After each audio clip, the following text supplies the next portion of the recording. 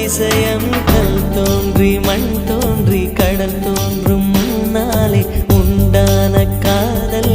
அதிசயம்